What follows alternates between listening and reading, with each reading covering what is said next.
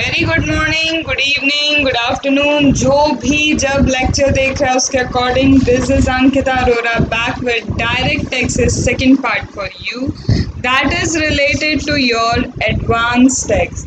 Advanced text being a simple chapter, it is being in fact it is not even a lengthy chapter.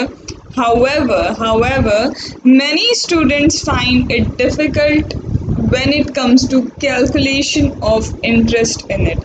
I have no idea why you find this so difficult, but let us do this concept very easily in a flow, that is with logical flow.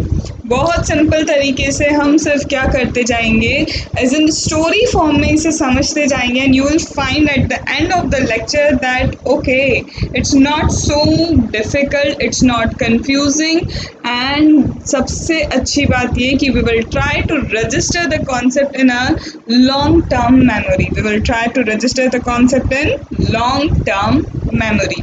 Because देखो, मेरा मानना ये है, instead of mugging up, instead of just learning things for some time, like कुछ time के लिए आप learn करो, उससे अच्छा तो ये होता है कि आप क्या करो, कॉन्सेप्ट को अच्छे से समझो, और अच्छे से समझने के बाद उसे ऑल टाइम कॉन्सेप्चुअली समझ लोगे तो लॉन्ग टर्म मेमोरी में रजिस्टर हो जाएगा. उसके बाद आपको इनफैक्ट कुछ समय बाद भी आप उठाओगे, चाहे वो 2 महीने, 3 महीने, 4 महीने हो, लेकिन you will know the concept and that is it. उसके अलावा आपको चाहिए क्या जीवन में? अगर आपको कॉन्सेप्ट याद है तो बाकी चीज़ें तो एलिमेंट्री हो जाती हैं.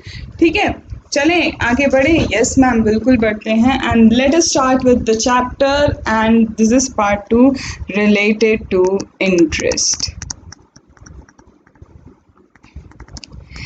अब लॉजिकल फ्लो में आप बस समझते जाना जो मैं कह रही हूँ.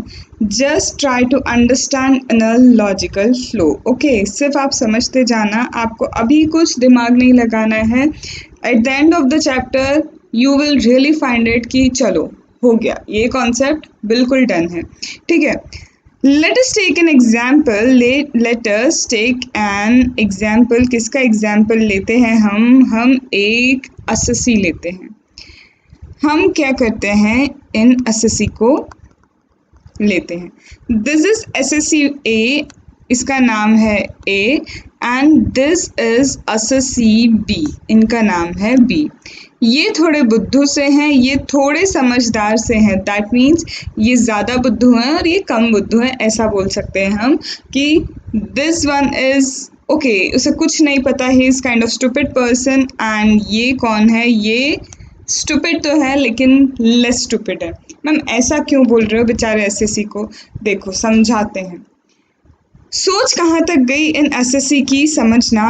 क्या सोचते हैं ये कहते हैं, सुनना क्या कहते हैं कि in order to avoid the tax, in order to make tax evasion, what can we do? इनका सोचना है हम सबसे पहले तो टैक्स अवॉइड कैसे करें. नहीं भरना भाई गवर्नमेंट को, हम इतनी मेहनत करें, हम इतना कमाएं, हम क्यों गवर्नमेंट को टैक्स भरें. तो यहाँ पे एक एसएससी बोलता है बात तो सही है, बात तो भाई बिल्कुल सही है, क्यों गवर्नमेंट को पैसा दे जब मेहनत हम करते, तो टैक्स भरने से क्या सेंस है.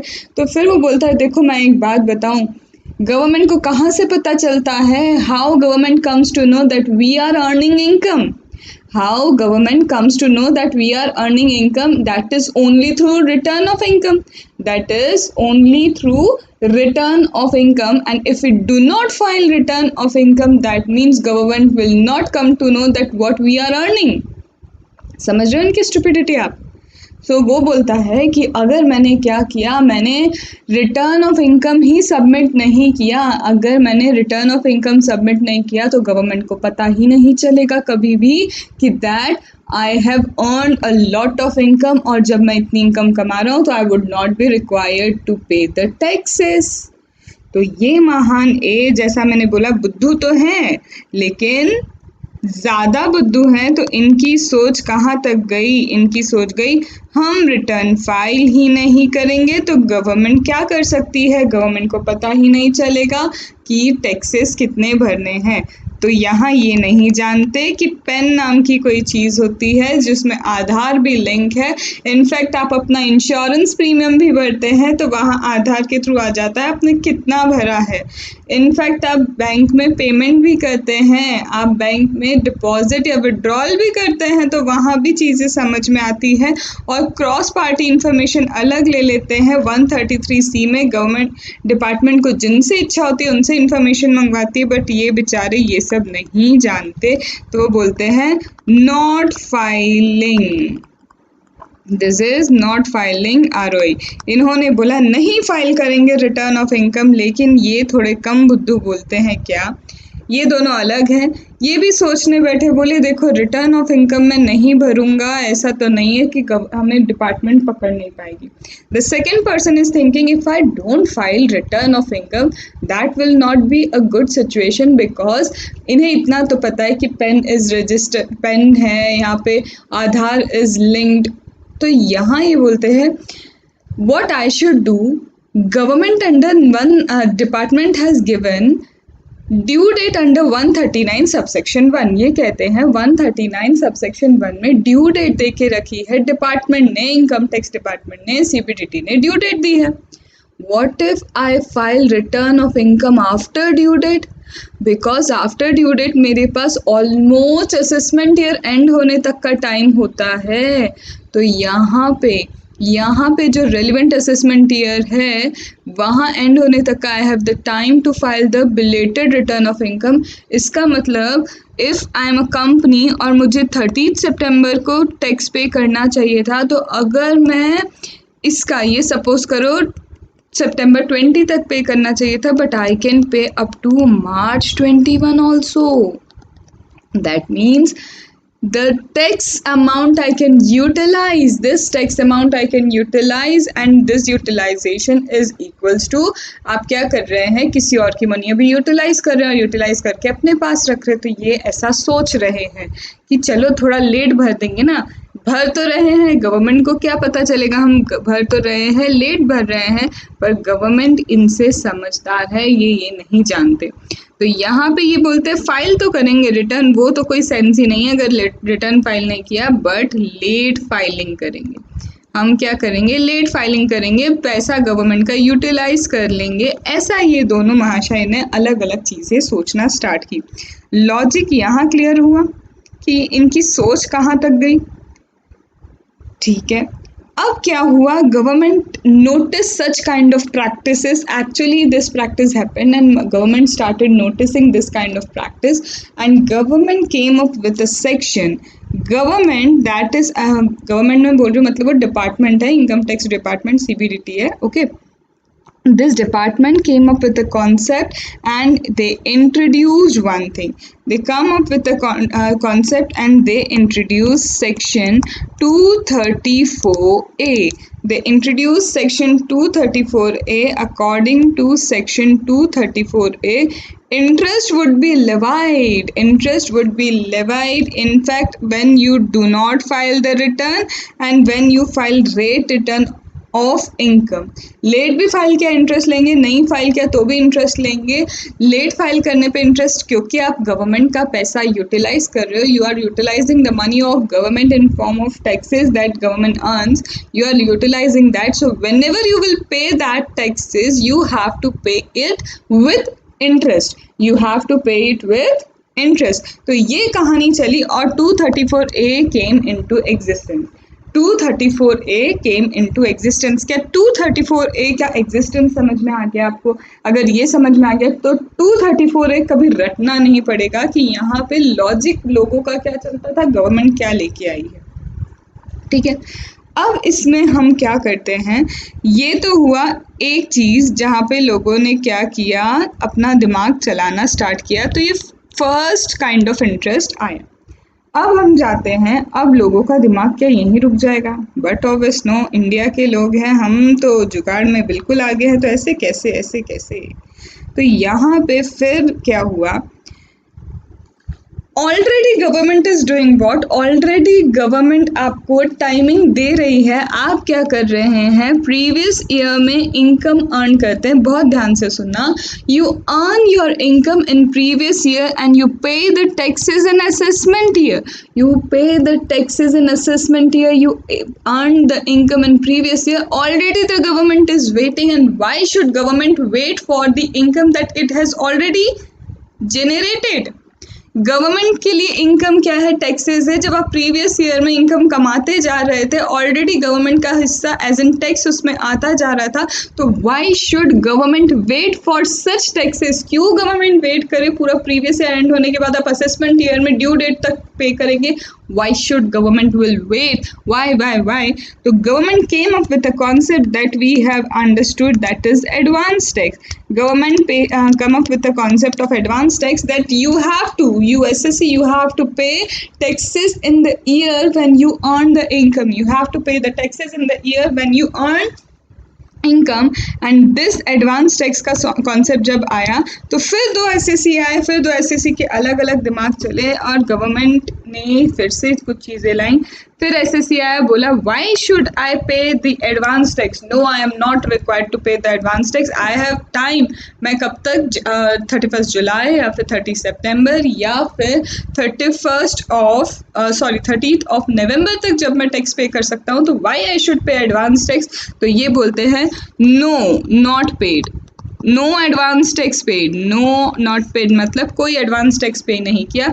और दूसरे आते हैं, दूसरे क्या कहते हैं, ये आइए बोलते पे तो करते हैं लेकिन लेस पे कर दो, एडवांस टैक्स पे भी हो गया, थोड़ा बहुत हमको क्या है। देखो यहाँ पे ये सोचते हैं कि हमें advance tax estimated income pay करना है।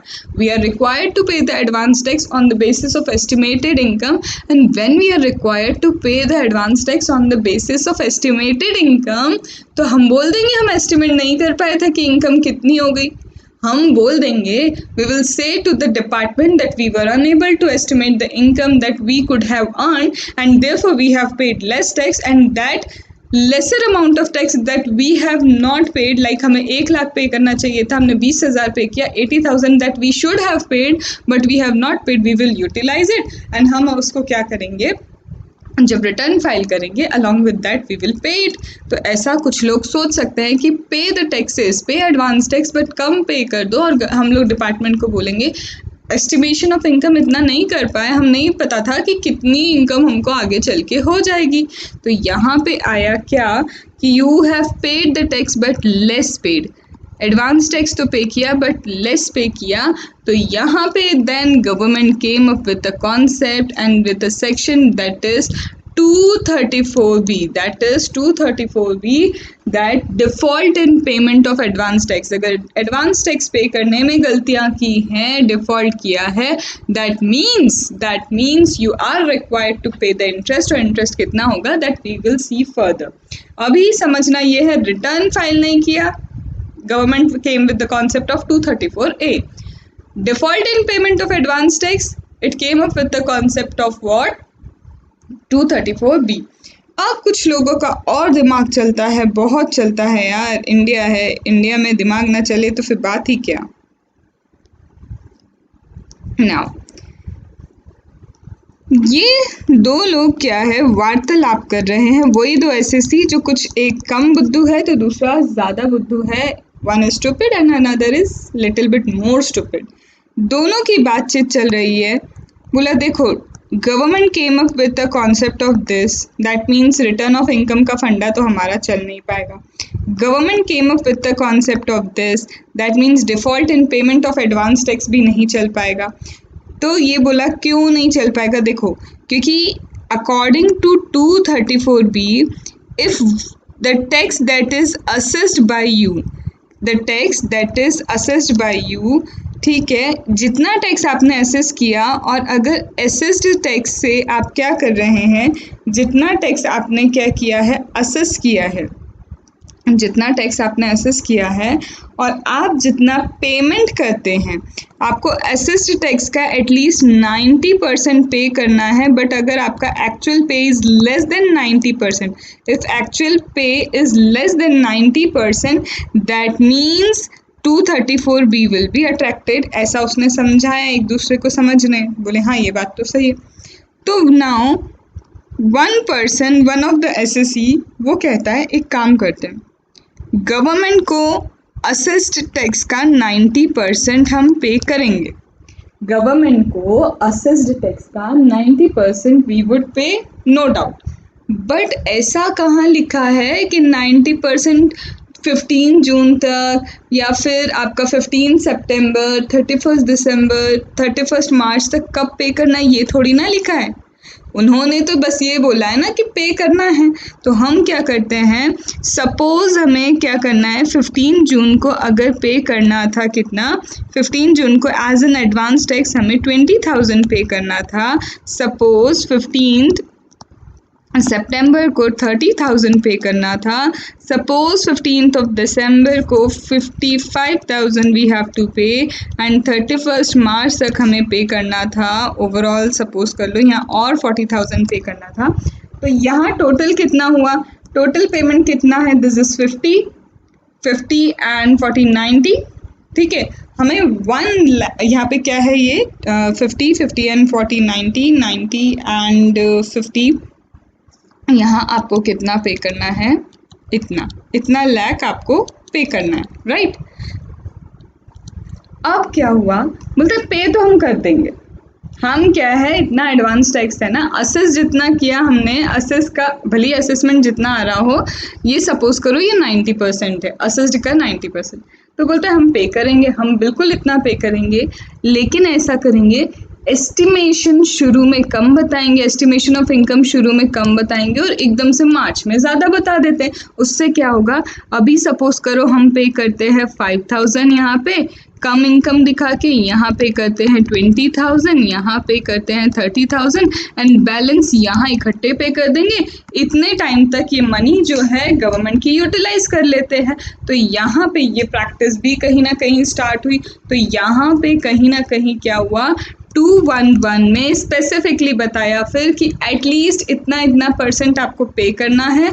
और फिर जैसा कि वहाँ आपने देखा है 15% दिया है, वहाँ पे 45% दिया है पेमेंट, तो they come up, government come up with that kind of concept कि 15 जून तक एटलीस्ट 15% का टैक्स आपको भरना है, एसएस का 45%, इस तरह से देन यहाँ 75% and then 100%, they come up with the concept of percentage. And फिर वहाँ पे उन्होंने सिर्फ क्या बोला कि ठीक है एग्जैक्ट 15% तो इट्स नॉट पॉसिबल कि आपका एस्टिमेशन बिल्कुल सही हो, तो यहाँ 3% का क्या दे दिया, डिफरेंस अलाउ कर दिया। यहाँ कितना 3% का, यहाँ 9% का डिफरेंस अलाउ कर दिया कि ठीक है थोड़ा ऊपर नीचे होगा हमें चलेगा, थोड़ा ऊपर नीचे चलेगा कि आपने एकदम 15% पे नहीं कर सकते, बट 3% की यहाँ मार्जिन दे दी, यहाँ मार्जिन 36 है तो 36 से 45 दैट मीन्स 9% की मार्जिन दे दी और यहाँ कोई मार्जिन नहीं दी। दैट मीन्स गवर्नमेंट समझती थी कि लोग ऐसा कुछ भी कर सकते हैं, तो उन्होंने यहाँ पे भी क्या कर दिया, मार्जिन प्रोवाइड कर दी। एंड इफ़ आपने इस मार्जिन को फॉलो नहीं किया है, दैट इज़ 3% की मार्जिन, मतलब 12% तक आप भी पे कर रहे हो चलेगा। Instead of 15-12% of the tax पे किया है आपने, रिटर्न इनकम में जितना शो किया है टैक्स उसका 15 की जगह आप 12% भी पे कर रहे हैं, इट्स ओके, 3% मार्जिन हमने दिया, बट उससे भी कम है तो नहीं बाबा नहीं चल पाएगा, वी विल चार्ज इंटरेस्ट। तो गवर्नमेंट ने, आई मीन टू से डिपार्टमेंट ने कहीं ना कहीं कवरेज लेते हुए हर एक टैक्स इवेजन के या फिर delay in payment of tax के तरीके को क्या किया, कवर अप किया है। So this are the 3 concept. और यहाँ फिर government came up with a new concept, government came up with a new concept that is 234C. That is what 234C. I hope now you know the difference between 234A. 234 is for return of income. Either you do not file return of income or either you file the return of income, however that is belated. Then 234B is when you make default in payment of advance tax. That means the tax you have assessed, you are not paying at least 90% of the assessed tax, you are paying less than 90% of the assessed tax, that also attracts interest. Then third is what you make deferment of payment of tax, and deferment of payment of tax is also not allowed. So they have given certain margin. In first slab for June they have given 3% margin, and second slab, that is 15th of September, they have given a 9% of the margin, that instead of 45%, even if 36% तक भी आपने return income के tax को पे किया है, that is okay, otherwise interest would be levied. And in third and fourth installment, no margin have been given, that is same 75 and 100%, that is same. This is the coverage of 3 of your interest sections. I hope यहाँ समझ में आया होगा. अब हम क्या करते हैं, इन्हें डिटेल में कवर करने को आगे बढ़ते हैं. We start to cover up in detail. So यहाँ तक कोई क्वेरी वेरी है तो भैया पूछ लेना, अदरवाइज क्या होगा, आगे हमारी गाड़ी निकलेगी, फिर आप बोलो अरे कंफ्यूज हो रहा है, क्या है क्या नहीं. ऐसा नहीं करना है. ओके, ऐसा नहीं करना है. चलो, let us start with 234B, a very simple section. अब आप समझ पाओगे, कोई दिक्कत नहीं आएगी. So let's start with a simple section, that is 234A. Now what is this 234A about? We already know, हमें अब इसको समझने की ज़रूरत नहीं है. Now what happens, either the SSC not filed the return of income, or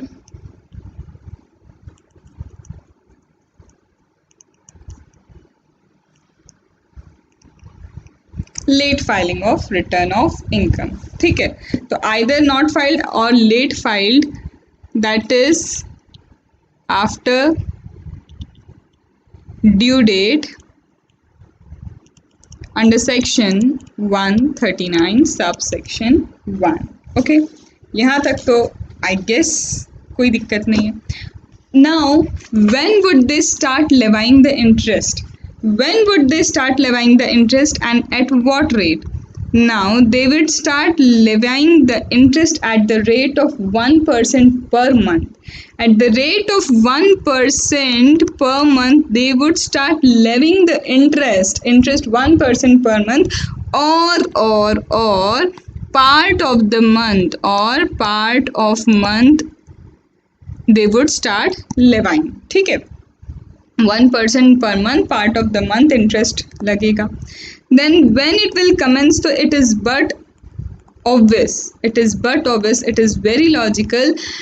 अगर आपने इंटरेस्ट आपने क्या नहीं किया, रिटर्न फाइल नहीं किया या लेट फाइलिंग कर रहे हैं, तो ड्यू डेट के बाद की जो फर्स्ट डेट आती है, ड्यू डेट के जस्ट बाद का जो डेट आता है, वहाँ से कमेंसमेंट ऑफ इंटरेस्ट स्टार्ट होता है.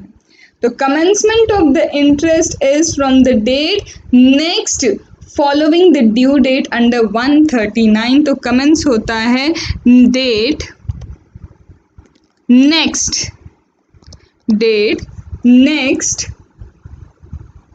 Following due date under section 139 subsection 1. Date next following the due date under section 139 subsection 1. Okay, and it ends when it ends, it ends अगर रिटर्न ऑफ इनकम फाइल कर दिया then it's okay, but return of income अगर file नहीं किया तो. अब ये end कब होगा? If return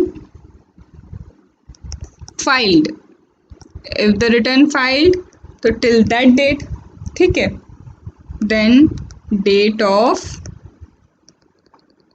filing return. However, if return not filed, however if the return not filed, आप इसको फ्लिप कर देना, not filed इधर लिखना, return filed इधर लिखना, because late filing का इधर चल रहा है हमारा. ठीक है, तो not filed, if not filed, अगर फाइल ही नहीं किया तो असेसमेंट कंप्लीट होगा आपका. अगर आपने रिटर्न ऑफ इनकम फाइल नहीं किया तो then the date of completion of assessment, then it would be date of completion of assessment.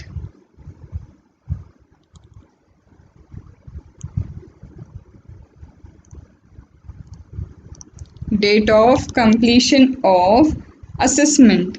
It could be under section 144, it could be under 147, it could be under 153 subsection 153A. ठीक है, तो it could be under 144, 147, 153A, कहीं भी हो सकता है। Ma'am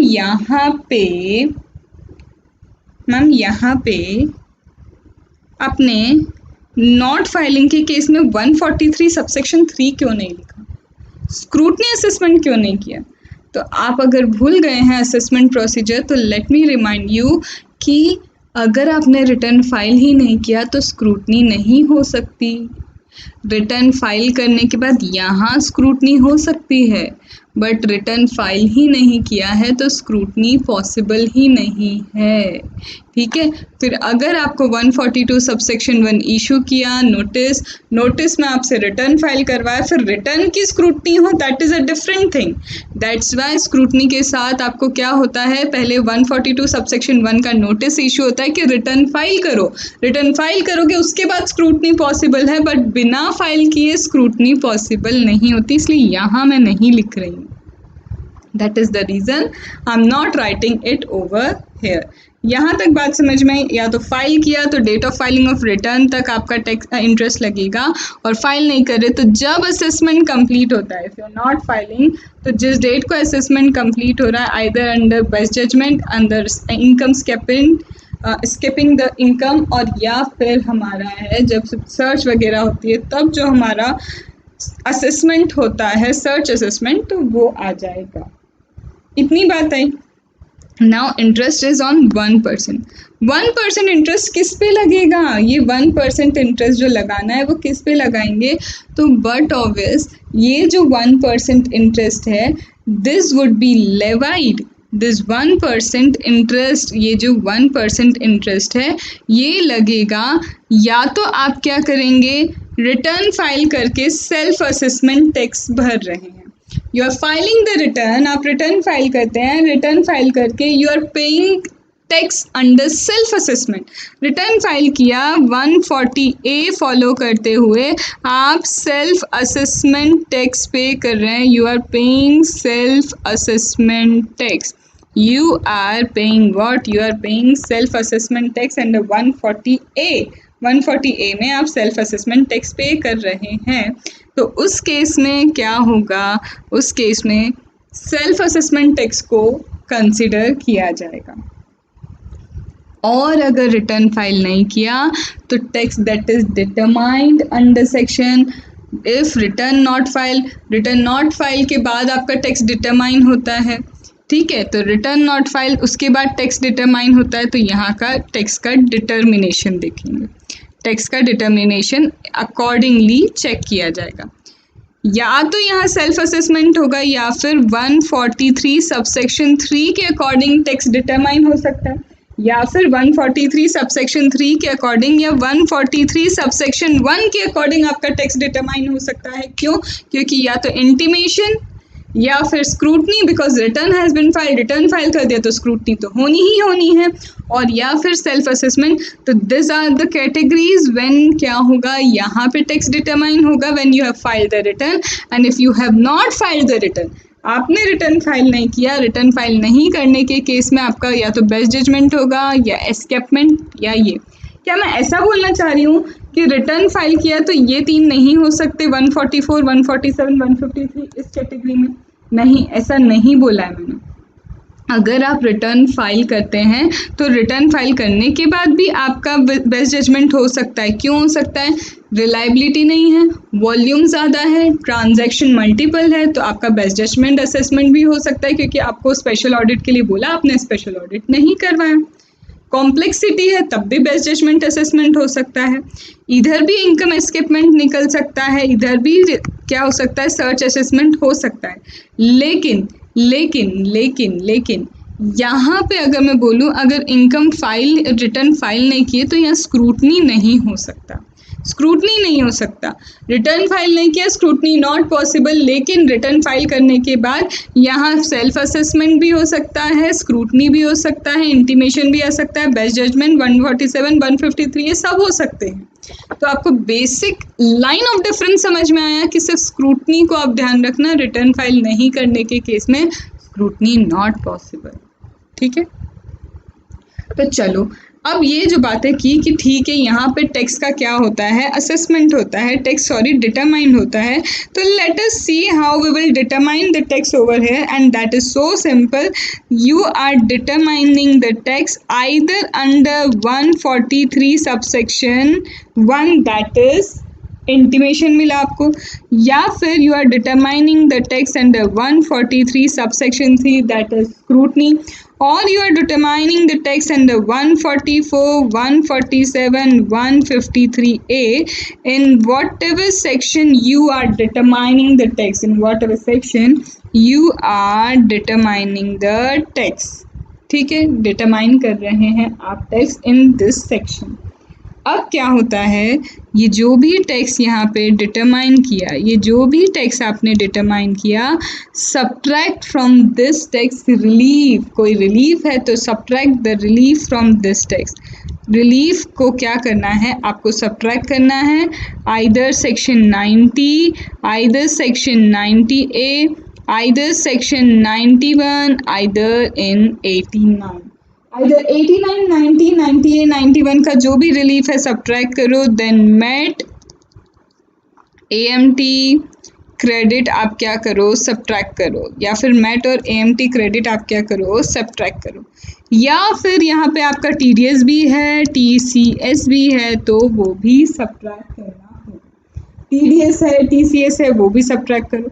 now here if यहाँ पे सारी जगह देख रहे हो ना, return have been filed, return क्या हुआ आपका, फाइल वगैरह हो गया। अब कुछ जगह तो आपने क्या किया, थोड़ा बहुत एडवांस टैक्स तो पे किया होगा। अगर आपने एडवांस टैक्स पे किया है तो इसमें से हम क्या है, इंटरेस्ट, एडवांस टैक्स ऑलरेडी पे किया है तो उस पर इंटरेस्ट तो नहीं लगाएंगे, बिल्कुल नहीं लगाएंगे, एम आई राइट। आपने एडवांस टैक्स पे किया है, जितना भी पे किया है उसके ऊपर इंटरेस्ट नहीं लगेगा। आपने सेल्फ असेसमेंट टैक्स पे किया है अंडर 141 तो उस पर भी हम क्या करेंगे, इंटरेस्ट नहीं लगाएंगे, सेल्फ असेसमेंट टैक्स भी माइनस कर लो।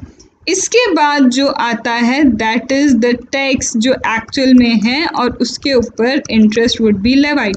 सिंपल सी बात है, जो पैसा गवर्नमेंट तक चला गया, जो पैसा किसी भी तरह से, जो पैसा किसी भी तरह से गवर्नमेंट तक चला गया, वहाँ इंटरेस्ट लेवी नहीं होता है, वो सब आप टैक्स डिटर्मिनेशन में सब्ट्रैक्ट करेंगे और जो बचा हुआ है उस पर आप इंटरेस्ट लेवी करेंगे।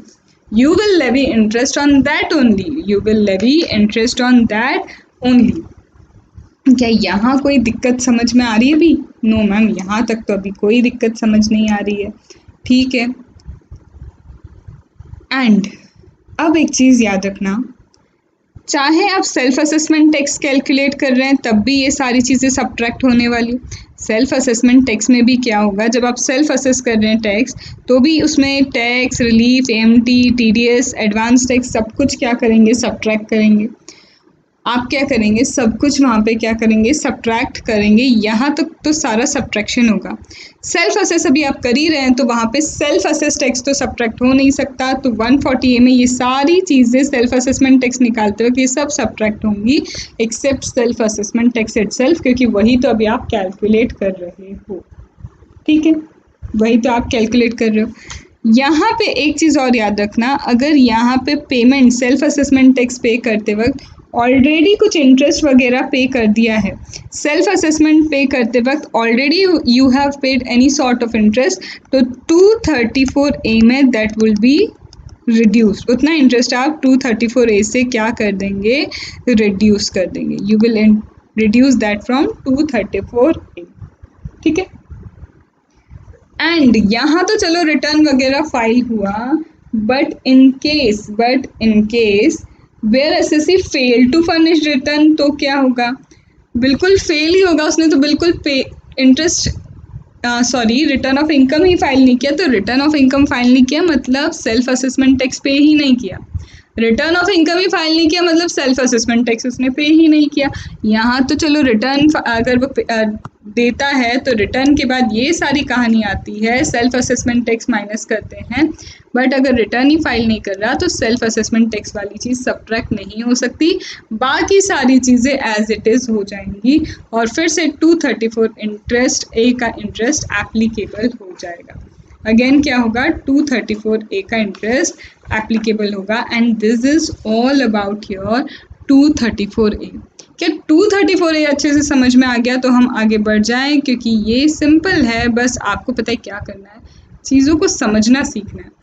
यहाँ तक कोई गड़बड़ या फिर कुछ ऐसा लग रहा है नहीं मैम ये नहीं समझ में आया तो आप कमेंट में दे देना, क्योंकि लाइव क्लास नहीं है तो मैं चाह के भी आपको ऑन द स्पॉट कमेंट आपके क्वेश्चंस को क्लियर नहीं कर सकती। ठीक है, अब आते हैं 234 ए कर लिया, दैट इज़ या तो रिटर्न फाइल करोगे या तो रिटर्न फाइल नहीं करोगे, नहीं करोगे तो असेसमेंट वगैरह की डेट्स देखी जाएगी और फाइल कर दोगे तो डेट ऑफ फाइलिंग तक हम इंटरेस्ट लेंगे। ठीक है, डेट ऑफ फाइलिंग तक इंटरेस्ट लेंगे। तो उसमें एक स्क्रूटनी वाला पॉइंट हमने देखा कि रिटर्न फाइल नहीं किया तो स्क्रूटनी का डिटर्मिनेशन नहीं हो सकता, और रिटर्न फाइल करा है तो बाकी सारे कोई भी determination of tax under any section is possible.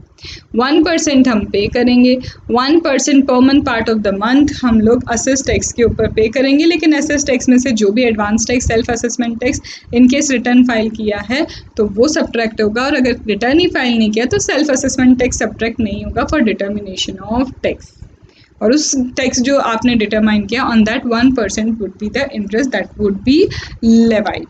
Okay, now moving to 234B, now moving where to 234B, 234B की तरफ हम चलते हैं। Let us do this in detail.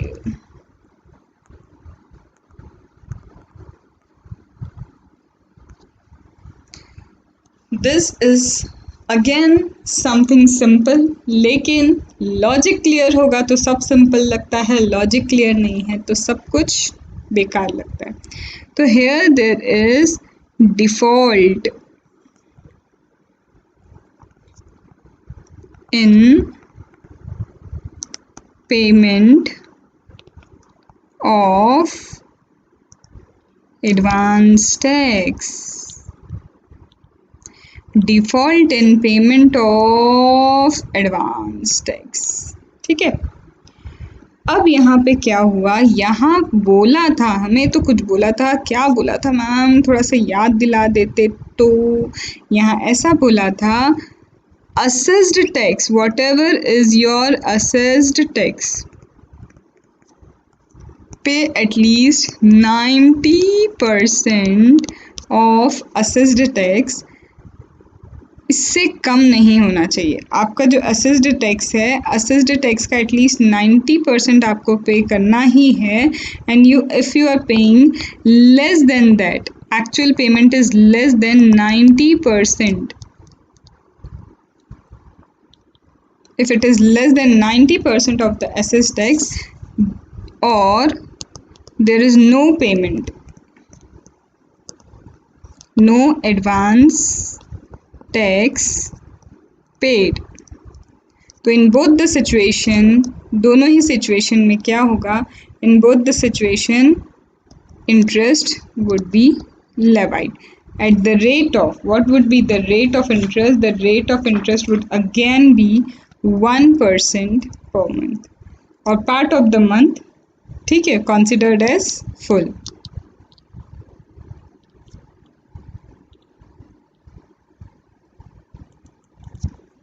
ठीक है, तो this is what, this is इतना इंटरेस्ट लगेगा। अब बात आती है अगेन असेस्ड टैक्स पे, अगेन बात आती है ये असेस्ड टैक्स कैसे कैलकुलेट होगा। तो again your assessed tax will be calculated similarly. यहाँ पे या तो आपने रिटर्न फाइल किया होगा या तो आपने रिटर्न फाइल नहीं किया होगा।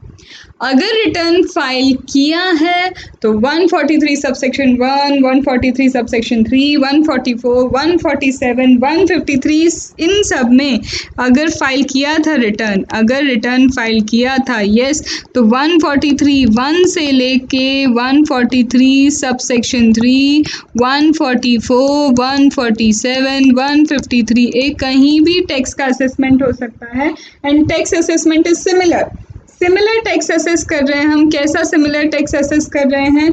सिमिलर टैक्स असेस कैसा हो रहा है? अभी टैक्स असेस की बात कर रही हूँ मैं, टैक्स असेस की बात कर रही हूँ कि आपको कितना एक्चुअल में टैक्स पे करना चाहिए था, ओवरऑल पे कितना करना चाहिए था। पॉइंट नोट करो, कितना पे करना चाहिए आपको ओवरऑल टैक्स। तो ओवरऑल टैक्स पे करने के लिए आपके लिए क्या होगा, एक तो इन सारे सेक्शन में जो भी आपने टैक्स डिटरमाइन किया, देन अगेन रिलीफ सब्ट्रैक्ट करेंगे आप। रिलीफ वही 90, 91, 98, 89 के रिलीफ। देन आपको क्रेडिट सब्ट्रैक्ट करना है, credit under MAT, credit AMT का। देन आप TDS TCS सब्ट्रैक्ट करेंगे। तो इसके बाद पता चल जाएगा कि आपका असेस्ड टैक्स क्या है। मैम आपने कुछ गलती कर दी, मैम कुछ गलती कर दी, क्या गलती कर दी आपने? एडवांस टैक्स तो सब्ट्रैक्ट ही नहीं किया। अरे कैसे करोगे? यहाँ तो अभी सिर्फ ये कि आपको टोटल टैक्स कितना पे करना चाहिए था वो देख रहे हैं हम। तो टोटल टैक्स कितना पे करना चाहिए था, दैट इज असेस्ड टैक्स। अब इस असेस्ड टैक्स में से आपने पे कितना किया वो ये चेक करेंगे। तो ये तो हुआ असेस्ड टैक्स। इस असेस्ड टैक्स का आपको क्या करना है, असेस्ड टैक्स का 90% एटलीस्ट पे करना है।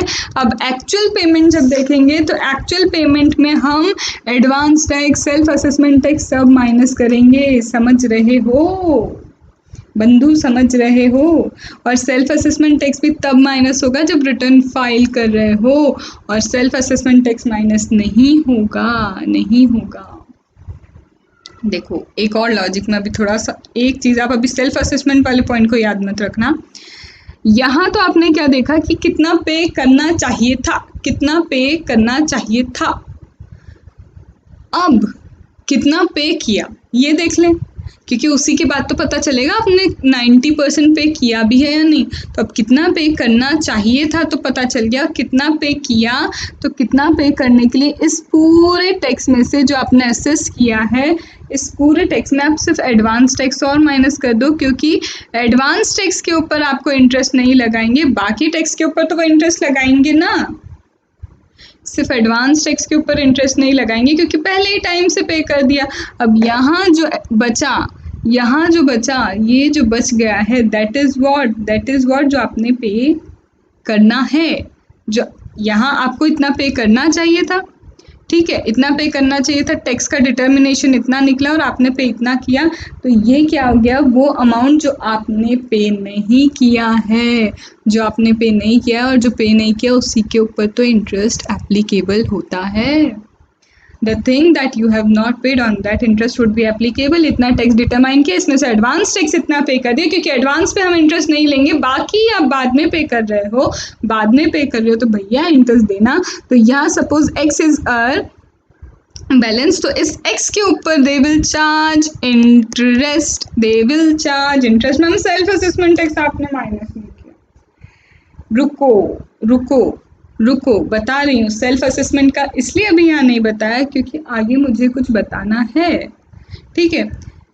अभी तो इन जनरल आपको समझ में आया, ये इन जनरल समझ में आया, पे इतना करना चाहिए था पर आपने कम पे किया। सपोज आपको पे करना चाहिए था 1 लाख, सपोज 1 लाख पे करना चाहिए था, you are paying only 70,000, you have paid 70,000। तो इसका मतलब आपको एटलीस्ट 90,000 पे करना चाहिए था। 1 लाख का 90% is 90,000, that is a margin. आपको 90,000 पे करना चाहिए था, but you are not paying 90,000, आपने तो सिर्फ 70,000 पे किया है।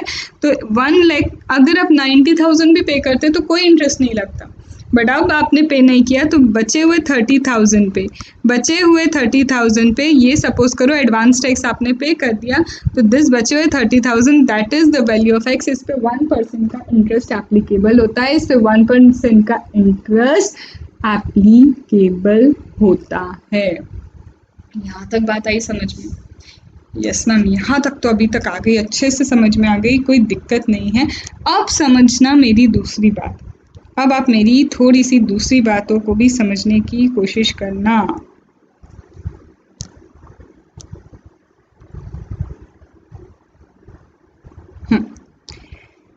अब क्या हुआ, there are two cases, again there are two cases. Ma'am two cases कैसे? सपोज आप क्या करते हैं, सेल्फ असेस करते हैं चीज़ों को, where tax has been paid. यहाँ पे देखो, अब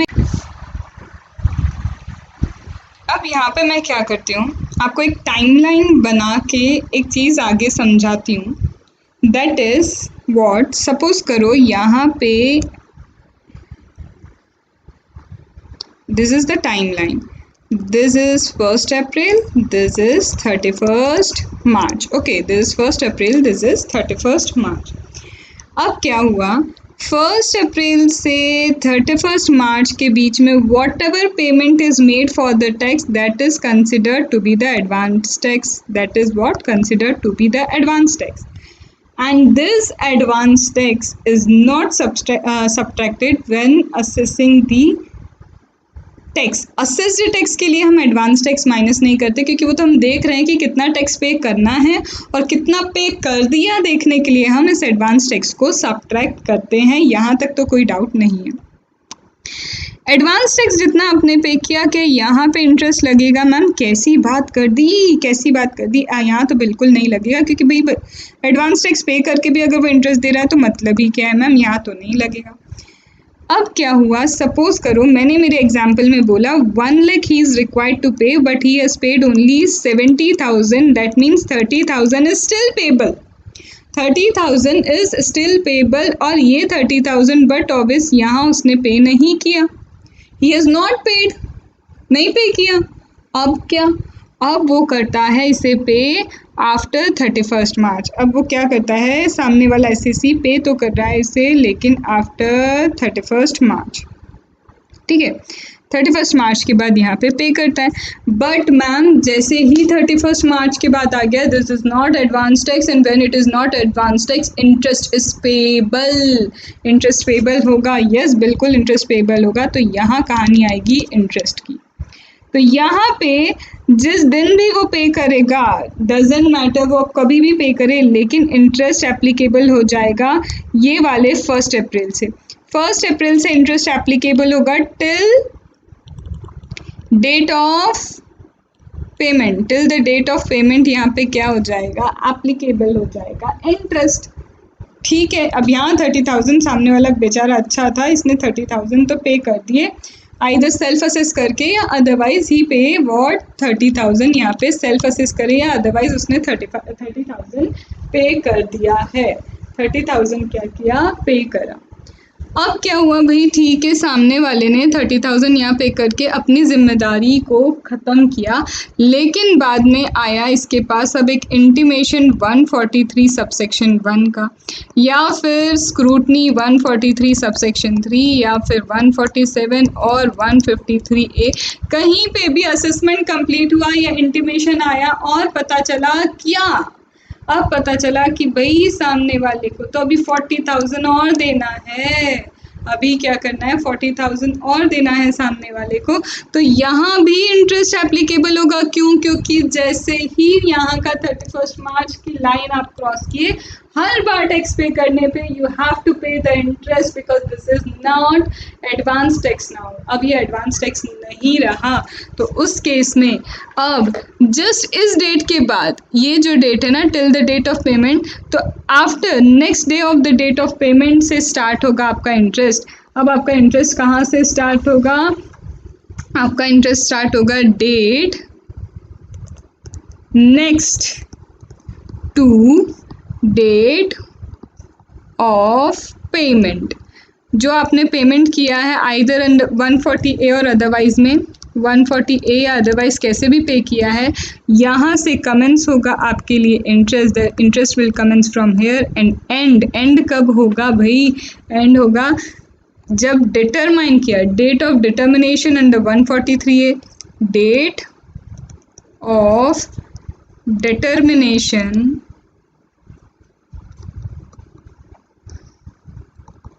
अंडर सेक्शन 143(1) या फिर असेसमेंट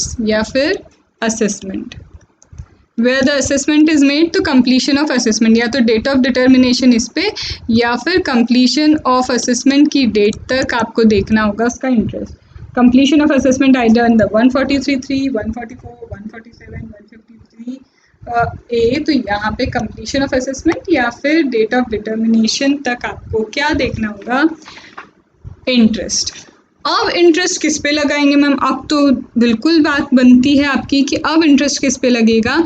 तो देखो सबसे पहले जो भी टैक्स डिटरमाइन किया under various section that is 143 subsection 1, 143(3), हाँ I am tired writing this now, ठीक है।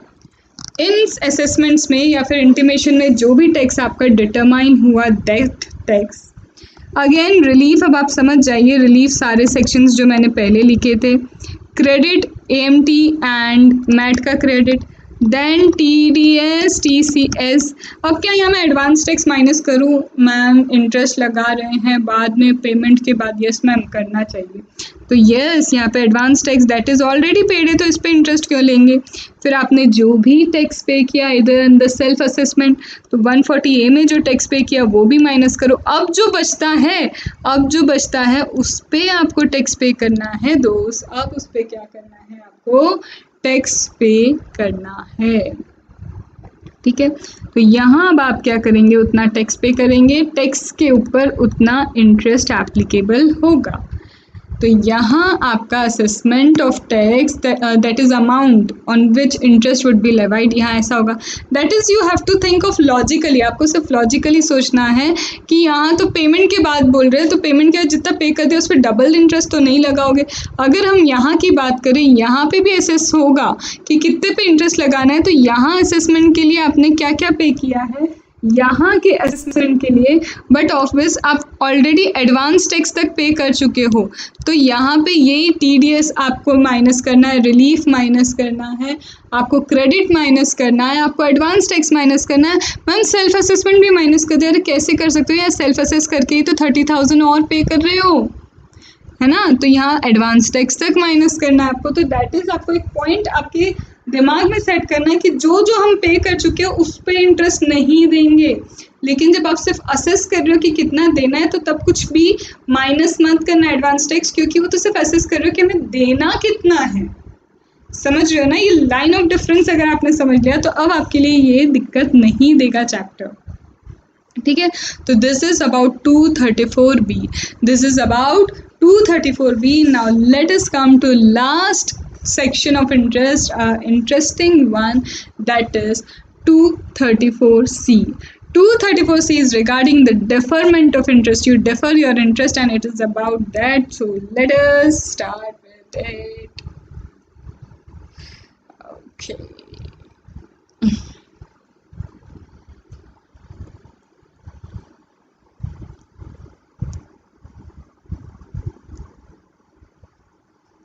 Okay, let us start with 234C.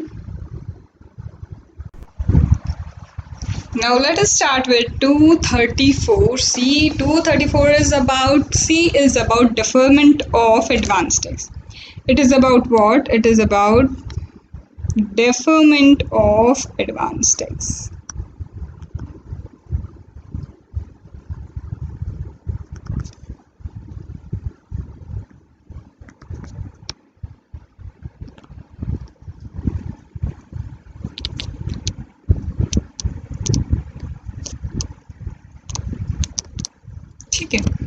Now it's about deferment in the advance tax. Now what you have to do is, in case of an SSE, ठीक है, if the case of SSE is like installment कहाँ है, when 44AD या फिर 44ADA में आप cover नहीं होते, उन लोगों के लिए इंस्टॉलमेंट है। That means SSE covered, SSE who is covered under section 44AD or under section 44ADA in that case this section would not apply because they have no provisions related to installment. उन्हें directly 15th of March को पे करना होता है tax. Okay, now looking for other SSC. Other SSC के लिए क्या बोला है? They have to pay advance tax. For the other SSC they have to pay what? They have to pay advance tax on before 15th June.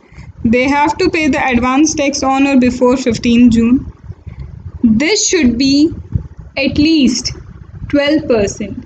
Advance tax if less than the 12% of the tax that you have given in returned income. If advance tax is less than 12% of tax, that is tax due on return income. Return of income में आपने जितना tax बताया है उससे 12% कम आपने पे किया है. You have paid less than 12%, तो यहाँ पे एक्चुअल में तो 15% मांगते हैं आपसे अकॉर्डिंग टू 211 सेक्शन. बट ठीक है, 3% का मार्जिन दिया आपने, 12% भी पे किया, कोई दिक्कत नहीं. बट 12% से भी अगर कम है तो interest at the rate of 1% would be applicable for 3 months. 3 months का इंटरेस्ट आपको क्या हो जाएगा? एप्लीकेबल हो जाएगा. मैम क्यों 3 मंथ्स? क्योंकि फर्स्ट इंस्टॉलमेंट 15 जून की होती है, फिर 15th ऑफ सितंबर को जाती है. ठीक है, इस पे 1% 3 मंथ का एप्लीकेबल होगा. फिर आपका advance tax on before September, that is 15th September. If it is less than 36% of the tax due, it is less than tax due in return of income. Return income में जितना tax बताया उससे 36% से कम है तो again 1% interest would be levied. Again क्या होगा? आपको 1% इंटरेस्ट लेवी होगा. Simple interest per month, part of the month दोनों इंक्लूड होंगे. ठीक है, पर मंथ और पार्ट ऑफ द मंथ दोनों ही इंक्लूडिव होंगे. 1% लगेगा. इसके बाद आपका आता है 15 दिसंबर. ऑन बिफोर 15 दिसंबर तो कोई मार्जिन नहीं है, सीधे 75% ही पे करना है. एंड 31 मार्च की कोई मार्जिन नहीं है, वहाँ तक आके आपको 100% पेमेंट ऑफ टैक्स करना है. Otherwise interest would be levied. Otherwise क्या होगा? इंटरेस्ट लेवी हो जाएगा. And if I talk about 44 ADA तो वहाँ तो ऑलरेडी आप टैक्स जितना है 15 मार्च को पे करते हैं, तो 15 मार्च तक पे करना है. 15 मार्च तक पे नहीं किया तो उसके बाद आपको इंटरेस्ट पेमेंट देना होगा. ठीक है, अब बात यहाँ पे आती है किसकी? कि ये जो टैक्स यहाँ कैलकुलेट किया, tax due on return of income, ये जो हम लिख रहे हैं, how we are calculating this. ये जो टैक्स है on return of income, return income में जितना टैक्स बताया ये कैसे कैलकुलेट होता है? तो इट इज़ अगेन सिंपल. जो रिटर्न ऑफ इनकम में आप टैक्स डिक्लेयर करते हैं वो सेल्फ असेस किया आपने, जो टैक्स डिक्लेयर किया, minus again relieve, again subtract credit under MAT, credit under AMT, subtract TDS, subtract TCS. इससे आपका टैक्स ओवरऑल आ जाता है. इससे क्या आ जाता है? Overall tax. अब इस ओवरऑल टैक्स के बेसिस पे देखेंगे, यहाँ 12%, यहाँ 36% या 75 या 100 एटलीस्ट पे होना चाहिए. अदरवाइज 1% का इंटरेस्ट आपको लगेगा. और यहाँ पे बोले तो यहाँ इंस्टॉलमेंट नहीं है, लेकिन 15 मार्च तक आप पूरा टैक्स पे नहीं करते तो 15 मार्च के बाद 1% इंटरेस्ट आपको पे होगा. कितना? 1% आपको पे करना होगा. 15 डेज ही बचते हैं, लेकिन पार्ट ऑफ द मंथ भी होल मंथ कंसिडर होता है, मतलब 1 मंथ कंसिडर होता है. तो 1 मंथ का इंटरेस्ट अंडर 243C एप्लीकेबल हो जाएगा. 243C में 1 मंथ का क्या होगा? इंटरेस्ट एप्लीकेबल हो जाएगा. हाउएवर अगर थोड़ा बहुत पे किया है तो बट ऑब्वियस इंटरेस्ट पेमेंट का कैलकुलेशन करने के लिए जितना पे किया है वो सब्ट्रैक्ट करते हैं. जो पेमेंट आपने किया है वो सब्ट्रैक्ट करते हैं. सपोज़ यहाँ पे आपको पे करना था 40,000. ठीक है, आपने पे किया 20,000, तो 20,000 सब्ट्रैक्ट करके बचे हुए 20,000 पे बट ओवर 3 मंथ का इंटरेस्ट लगेगा, पूरे 40 पे तो नहीं लगेगा। यहाँ टैक्स असेस करने के लिए हमने क्या नहीं किया, एडवांस टैक्स माइनस नहीं किया, पर यहाँ तो जो ऑलरेडी गवर्नमेंट के पास चला गया उस पर इंटरेस्ट हम नहीं लगाते हैं। And this is what, this is 243C, this is what, this is 243CE। और यहाँ पे 243C में आपको एक एक्सेप्शन भी देखने को मिलेगा, that is for corporate SSC. Corporate SSC हैं, कॉर्पोरेट एसएससी के लिए कुछ एक्सेप्शंस हैं, कुछ प्रोवाइजो बोल सकते हैं हम कॉर्पोरेट नॉन कॉर्पोरेट एसएससी के लिए। तो let us discuss that provisos for corporate and non corporate assessee. Now first is the provision 243C shall not apply to any shortfall। Shortfall पे तो अप्लाई हो रहा है, ये हम जानते हैं, यस, बट कौन से शॉर्टफॉल इसमें इंक्लूड नहीं होंगे, तो वो शॉर्टफॉल इंक्लूड नहीं होंगे, that is failure to estimate. अगर आप ये एस्टिमेट नहीं कर पाते कि आपको कैपिटल गेन का अमाउंट कितना होगा, बट ऑब्वियस है कि हमने क्या किया, 15 मार्च तक तो क्या किया, कोई असेट नहीं सेल की थी, कैपिटल असेट सेल नहीं की, बट इमरजेंसी आई, हमने कैपिटल असेट फिर सेल कर दी। तो वहाँ ऐसा थोड़ी ना बोला जाएगा कि हमने इनकम का एस्टिमेशन गलत किया है, वो क्योंकि एडहॉक बेसिस पे हुआ है, एकदम से हो गया, इमरजेंसी में हुआ है, तो कैपिटल गेन का एस्टिमेशन नहीं कर पाए, that's okay, that will not be considered as shortfall, that will not be considered as shortfall. या फिर कैपिटल गेन के अलावा winning from lottery, crossword puzzle, ये वाला जो विनिंग होता है, विनिंग लॉटरी का हुआ, विनिंग क्रॉसवर्ड पजल का हुआ, ठीक है, तो this would not be considered. ठीक है, race, game, card games, gambling नहीं कंसिडर करेंगे, ठीक है। Then if you have PGBP income, you have PGBP income and in case where income accrue arise under this head, first time profit gains of business and profession में आपको income हो रही है, पहला ही साल है बिजनेस का, तो कैसे आप एस्टिमेट करोगे कि इनकम कितनी है। तो फर्स्ट ईयर में एस्टिमेशन अगर गलत जाता है तो कोई दिक्कत नहीं है, बिकॉज सेकेंड ईयर में तो पास्ट बेसिस पे भी आप एस्टिमेशन कर सकते हो। तो फर्स्ट ईयर में PGBP इनकम हुई है तो कोई दिक्कत नहीं है, estimation if goes wrong. And if I talk about 115BBD, if I talk about 115BBDA, that is dividend when exceeds 10 lakh, 10 lakh के अबाउट डिविडेंड जाता है, तो that is also it आपके हैंड में नहीं है, आपको नहीं पता आपको डिविडेंड कितना मिल जाएगा।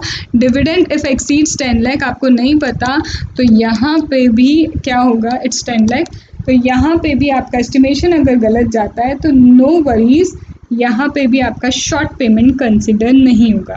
It would not be considered as your short payment, it would not be considered as your short payment, ठीक है।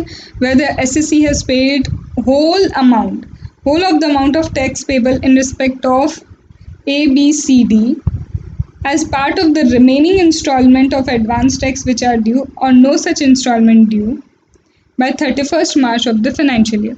यहाँ पे क्या है, 15 मार्च तक हम एस्टिमेट नहीं कर पाए, लेकिन 31 मार्च तक अगर आप पे कर देते हो तो this will not be considered as shortfall और यहाँ इंटरेस्ट एप्लीकेबल नहीं होगा, ठीक है। Getting my point? Yes ma'am. तो यहाँ पे इसका मतलब अगर मैं थोड़ा सा आपको बताऊँ तो इसका मतलब ये है 234C जो है, 234C अगर यहाँ आप एस्टिमेशन नहीं दे पाते टिल 15th मार्च, कोई दिक्कत नहीं है, 31st मार्च तक एस्टिमेट करके पे कर दो, that will be considered advance tax and no interest would be levied, ठीक है। नाउ अब एक चीज़ बताओ, इफ़ कैपिटल गेन या फिर कैजुअल इनकम या business income that accrues to SSC for the first time, ठीक है, डिविडेंड वगैरह है, डिविडेंड अराइज ऑन और बिफोर 15th जून, तो यहाँ पे एक चीज़ बताओ, ये 15th मार्च के बाद चीज़ें होंगी ना, सिर्फ ये तब के लिए एप्लीकेबल है। पर आपको जून में ही पता चल गया कि कितनी इनकम आपको होने वाली है, जून में, सितंबर में ही पता चल गया या दिसंबर में ही पता चल गया, तब ये प्रोवाइजो एप्लीकेबल नहीं है। ये प्रोवाइजो सिर्फ तब एप्लीकेबल है जब कहानी 15 मार्च से 31 मार्च को हुई है, जहाँ इससे 15 से पहले आपको पता ही नहीं था ऐसा कुछ होगा, तब ये शॉर्टफॉल वाली कहानी चलेगी, तब ये प्रोवाइजो एप्लीकेबल होगा। लेकिन जून, सितंबर या दिसंबर में ही आपको पता चल गया, तब ऐसा नहीं होगा, तब ऐसा नहीं होगा, तब प्रोवाइजो एप्लीकेबल हो जाएगा और आपको इंटरेस्ट लग जाएगा, बिकॉज आपको ऑलरेडी पहले ही पता चल चुका था। एक नहीं, जून के बाद सितंबर का इंस्टॉलमेंट आया, सितंबर के बाद दिसंबर आया, दिसंबर के बाद मार्च आया, तब आप ये चीज़ नहीं बोल सकते कि हम एस्टिमेट नहीं कर पाए, क्योंकि जून में ही आपको पता चल गया था। ठीक है, तो this you have to keep in mind. So I am ending up this video here. This is all about the explanation. ये सारा क्या है, explanation of the interest है। तो आपको पार्ट 1 पार्ट 2 मिल गया है। Part 1 is all about again advanced text का section, part 2 is all about the explanations of the chapter, जो section है उनका explanation दिया है। Now I will give you part 3. In part 3, I know I have said that there will be only 2 parts, but part 3 इसलिए separate कर रही हूँ, in that I would be giving you questions of the topic. So those who want to see the questions, they can see that part, and if they find कि नहीं हमें नहीं देखना है, हम खुद से कर लेंगे, but हाँ कुछ जगह, but obviously वहाँ बीच बीच में मेरे explanation होंगे, that I can't deny कि वहाँ मेरे कुछ कुछ explanation होंगे। That part again would take 1 hour, 1 hour में सारे क्वेश्चंस हम लोग कंप्लीट करेंगे, एक एक चीज़ें कंप्लीट करेंगे। तो that depends on you, if you want to see the part 3 you can, if you don't want you can, but I would recommend 100%, क्योंकि सिर्फ कॉन्सेप्ट क्लियर करने से नहीं होता, जब तक प्रैक्टिकल क्वेश्चन या प्रैक्टिस नहीं करोगे ये टॉपिक untouched रह जाएगा, this topic will be untouched। तो another 1 hour, and that is a good investment I think, another 1 hour जिसमें selected question I will give you, and accordingly in selected question के साथ हम लोग एक बार linkage करेंगे 234A B C का। Okay, so this completes advanced text, this completes what your advanced text, and if you have any sort of doubt ask me through the comment, and I am busy for 2-3 days, इसलिए मैं आप लोग के queries अगर आपके Insta पे आते हैं तो अभी मैं सॉल्व नहीं कर पा रही हूँ। Tomorrow you will get the video जिसमें इंस्टा पे मैंने क्वेश्चंस पूछे थे, जो भी क्वेरी है बच्चों की उन्होंने पूछी है, general queries like how to prepare, how to get good marks and वो सारी चीज़ें इंडिविजुअली सबके मैं क्या करने वाली हूँ, I am going to solve today, tomorrow you will get the video for that also. So stay tuned, share the videos, don't do this, yeah, don't do this if you are not sharing my videos, it is actually not good, it is like कि मैं इतना efforts दे रही हूँ कि benefit spread होना चाहिए, तो please help करो यार, please help करो and spread it out। आपके spread करने से might be possible आपको ऐसा कुछ बहुत ज़्यादा फ़र्क नहीं पड़ेगा, but my point of view is that if I am giving my 100% effort, I would literally want large number of students should take the benefit। if I would wanted to charge ना, I would have charged, और इतने ही बच्चे हैं उसमें अगर मैं एक normal 2000 भी फीस रखती ना, तो जिनको देखना होता वो लेते ही, but I don't want that, just because I know there now the scenario of COVID, बहुत सारे स्टूडेंट्स क्लासेस नहीं कर पा रहे, दे आर कंसर्न, बहुत सारे स्टूडेंट्स का ऐसा भी है कि career is dragging behind now just because of this, because already वो बहुत अटैम्प्ट दे चुके हैं and each and every attempt matters to them, so don't do this. If you can share please share, otherwise if you dislike the video there is a dislike button also, and मैं बिल्कुल frankly बोलती हूँ you can, but if you like button, if you think कि ma'am मैं उससे motivate होती हूँ आपके कमेंट से, if you think yes we can say what we feel, तो आप प्लीज़ कमेंट भी करो, उसमें कंजूसी मत करो, okay. And last is what I say in every lecture, stay positive, cumulative revision, summary note and practice, and understand the concept, then learn it and then retain the concept, and that is it for today. From tomorrow you will get lecture that is related to transfer pricing, various जो उसमें methods है उसका lecture आपको कल मिलेगा, और साथ में ये एडवांस टैक्स का क्वेश्चन से रिलेटेड लेक्चर आपको मिल जाएगा। तो आज आपके पास ट्रांसफ़र प्राइजिंग का सेकेंड पार्ट भी अवेलेबल है, जो मैंने May 20 का ही वो अपलोडेड था। मुझे ऐसा लगा मैंने शायद November 19 के लिए अपलोड किया, but already transfer pricing May 20 के लिए ही मैंने अपलोड किया था। तो already you have for May 20, उसमें मुझे कोई करेक्शन नहीं करना पड़ा, तो you can watch it out. Advance ruling है, इक्वलाइजेशन लेवी है, आपके पास वो टॉपिक्स ऑलरेडी अवेलेबल है, आप देखिए। कल आपको मिलेगा ट्रांसफ़र प्राइजिंग की वेरियस मेथड्स के थ्रू हम जो सॉल्यूशन करेंगे, that you will get from tomorrow. Okay, so stay tuned and spread it and stay safe, stay at home.